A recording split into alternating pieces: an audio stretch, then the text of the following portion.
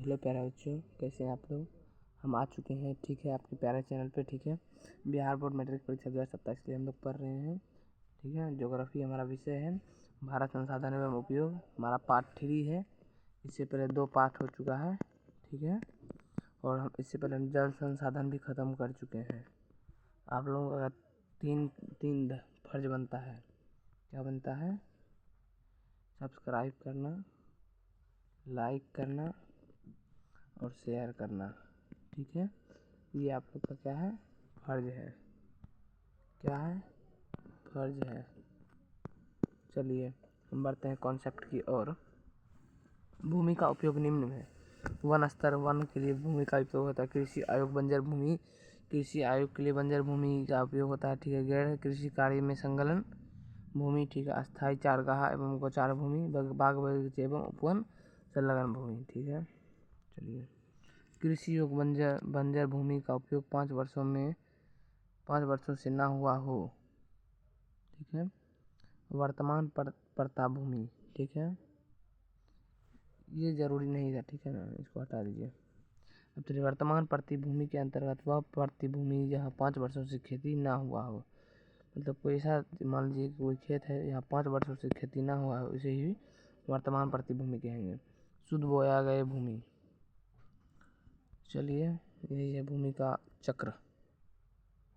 चलिए, भूमि से संबंधित तथ्य। ठीक है, भूमि संबंधित तथ्य।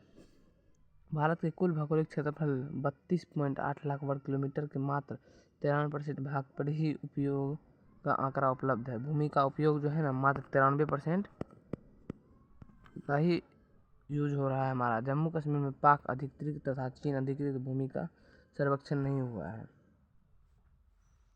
भारत का कुल क्षेत्रफल 54% भूमि पर योग्य है। पंजाब एवं हरियाणा कुल भूमि 80% भाग पर खेती होती है, जबकि अरुणाचल प्रदेश, मिजोरम, मणिपुर एवं अंडमान निकोबार द्वीप समूह में 10% से भी कम खेती होती है।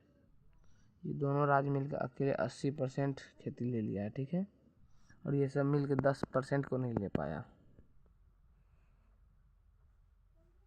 किसी भी, यहाँ आप लोग नोट कर लीजिएगा इस सबको। ठीक है, नोट में किसी भी देश में पर्यावरण संतुलित रखने के लिए उनके क्षेत्र 33% भूभाग पर वन विस्तार होना चाहिए। किसी भी क्षेत्र, किसी भी देश में है ना, कम से कम 33% वन होना चाहिए।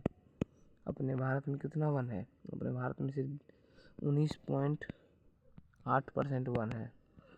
ठीक है ना, वर्तमान में 20% भूभाग पर वन विस्तार है। राष्ट्रीय वन नीति 1952 में बनाया गया। ठीक है, पशु के मामले में भारत का विश्व में अगर स्थान है, पशु के मामले में भारत में पहला स्थान है। ठीक है, भारत के अस्थायी चारगाह के लिए बहुत कम भूमि उपलब्ध है, जो पशुधन के लिए पर्याप्त नहीं है। आप देखे होंगे गांव में लोग सब जो है ना, कादो कीचड़ में ही मतलब गाय को छोड़ देते हैं, क्योंकि उनके पास उतनी रखने के लिए सुविधा नहीं है। शहर में जाइए ना, पता चल, सॉरी शहर बोलते हैं, विदेश में जाइए ना कैसे रखा जाता है। चलिए, अब भू संरक्षण की बात करते हैं। मृदा को अपने स्थान से विधि कार्यों द्वारा स्थानांतरित होना ही भू संरक्षण कहलाता है। ठीक है, चलिए, अब भू संरक्षण के कारण जल क्रांतता, वनोन्मूलन आदि, पशुचारण, खनन, रसायनों का अधिक उपयोग। चलिए, भूस्खलन, अनावृष्टि, अतिवृष्टि। ठीक है, चलिए यहाँ से नोट में आप लोग इसको नोट कीजिए। खनन के उपरांत उस स्थान में खाइयों एवं मलबों के साथ खुला छोड़ देने के कारण झारखंड, छत्तीसगढ़, मध्य प्रदेश जैसे राज्यों में भूमि निम्नीकरण हुआ है। उड़ीसा में उन्मूलन के कारण निम्नीकरण हुआ है। गुजरात, राजस्थान, मध्य प्रदेश और महाराष्ट्र जैसे राज्यों में अति पशुचारण ने भूमि का स्तर पर खूब को प्रभावित किया है। ठीक है, चलिए, अब रसायनों के अधिक उपयोग के प्रभाव जो हमारा कैसे पड़ रहा है।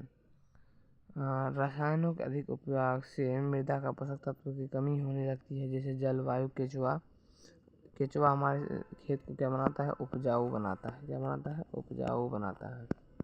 ठीक है ना, और एंडीन नामक एक रासायनिक मेढक के प्रजनन पर रोक लगा देता है। एंडीन नामक एक मेढक होता है जिसके प्रजनन पर क्या लगा देता है? रोक लगा देता है। ठीक है, हमारा पार्ट 3 हो रहा है यहीं पे समाप्त। सोच रहे आज इतना ही। हम जानते हैं आज क्लास लंबा नहीं हुआ, क्या नहीं हुआ, लंबा नहीं हुआ, लेकिन आप लोगों को चैनल को सब्सक्राइब, ठीक है, शेयर और लाइक, ये आप लोगों का क्या है, ड्यूटी है। हम आप लोगों